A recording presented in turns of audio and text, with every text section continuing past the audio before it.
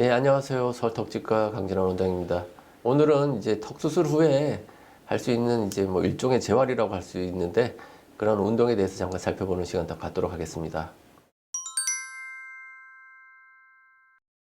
양악 수술하고 나면 기본적으로 이제 뭐 크게 수술 잘못하지 않는 이상은 시간 지나면서 자연적으로 입도 잘 벌어지고 큰 문제 없이 지낼 수가 있습니다. 그렇지만 턱 관절의 미세한 변화, 수술한 부위의 그런 라인들이 이제 관절과 교합의 일치 이런 것들을 조금 더 세밀하게 얻고자 한다면 뼈가 완전히 굳기 전에 개구 운동을 열심히 해주면 관절도 따라서 어느 정도 제 위치로 조금 약간 변화가 될 수 있습니다. 그렇기 때문에 뭐 수술 전에 소리가 나던 사람 같은 경우라면 이 개구 운동을 충실히 잘 해줌으로써 워낙 이제 수술하면서 이 주변 환경이 다 변하기 때문에 이제 새롭게 정립해 주는 과정에서 이제 입을 똑바로 벌리는 연습을 잘 하고 충분히 이제 입이 잘 벌어진다 그러면은 예전에 나던 소리도 많이 없어지는 경우도 많습니다.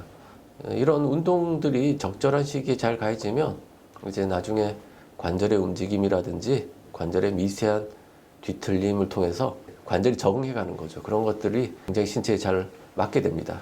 그래서 적절한 시기에 운동하는 것도 굉장히 도움이 됩니다.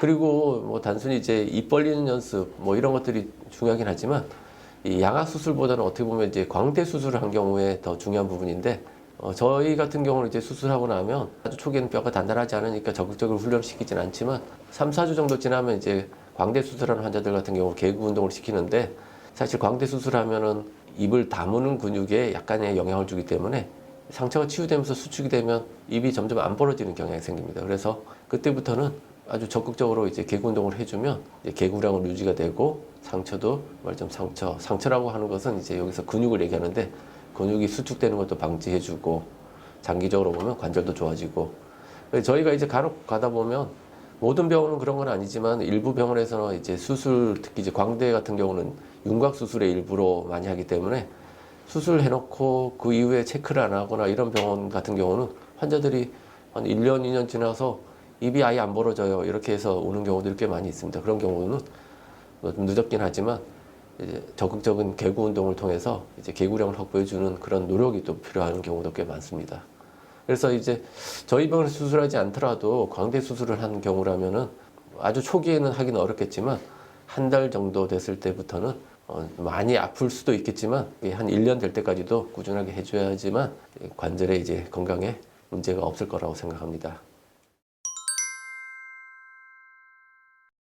저희 환자들 같은 경우는 이제 상처가 조금 안정되고 뼈가 안정되면 한 3주 뭐 이 정도부터 이제 운동을 조금 시작하는데 아주 세게 하진 않고 아주 가볍게 시행해서 보통 이제 한 30mm 정도 이 정도 벌어지는 정도 하고 그다음에 한 주 지날 때마다 이제 그 30mm를 넘어서면 턱관절의 운동이 두 가지가 있는데 회전 운동과 활주 운동이 있는데 이 회전 운동의 단계를 넘어서면 알아서 그냥 쫙 벌어집니다.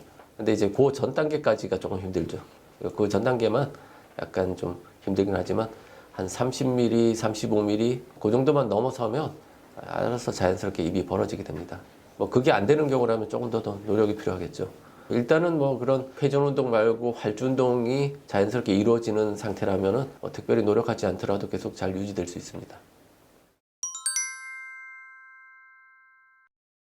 뭐 여러 가지 재활 운동이 있겠지만 이제 수술에 의해서 변화되는 부분들이 굉장히 많습니다. 저희가 이제 할 수 있는 그런 재활 운동들은 다 근육에 관련된 부분들인데 이제 우리가 수술하고 변화되는 근육의 활동들은 어떤 것들이 있냐면 호흡, 자세, 발음, 저작, 뭐 표정 이런 것들이 모두 다 근육에 관련된 부분들인데 특히나 이제 이런 표정에 대한 연습들 같은 경우 비대칭 있는 사람들 같은 경우는 좌우의 근육 이 긴장도가 다르기 때문에 수술하고 나서도 얼굴이 여전히 삐뚤어진 걸 볼 수 있습니다. 그래서 그 반대쪽 힘이 약한 근육들을 억지로 이제 계속 쓰도록 노력하는 그런 과정들이 필요하고 그게 장기적으로 봤을 때는 굉장히 효과적인 걸 알 수 있습니다.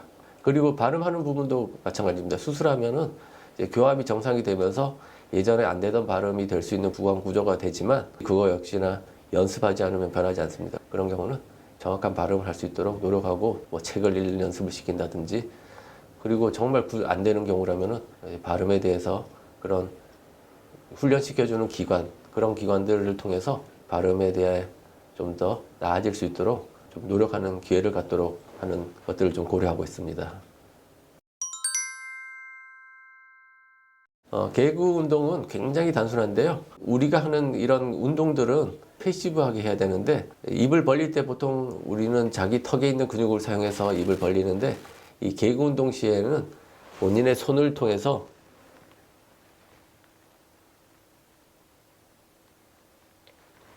이런 식으로 이 턱의 근육의 힘을 빼고 손가락의 힘만으로 근육을 이완시켜주는 식으로 운동을 합니다. 근데 그 운동 범위가 약간 아픈 정도.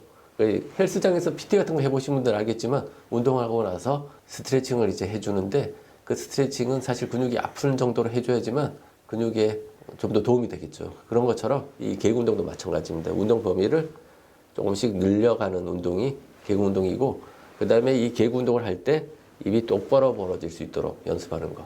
이 두 가지가 굉장히 중요한 부분이라고 할 수 있겠습니다. 그 두 가지만 잘 하면 턱 관절 문제가 있는 환자들도 대부분 많이 좋아지는 경우도 많고, 그다음에 저희 수술 환자 같은 경우는 이제 턱에 소리가 나는 것도 많이 개선되기도 하고, 그다음에 입 벌어질 때도 편하게 벌어지고, 이런 것들을 다 성취할 수 있습니다. 자, 10, 9, 8, 7, 6, 5, 4, 3, 2, 1. 제가 이렇게 두서없이 말씀드렸는데, 생각을 하시다가 뭐 궁금하신 점이 있거나 뭐 의문이 있으시면 이제 저희 댓글에다가 질문 달아주시면 제가 성심성의껏 답변 드리겠습니다.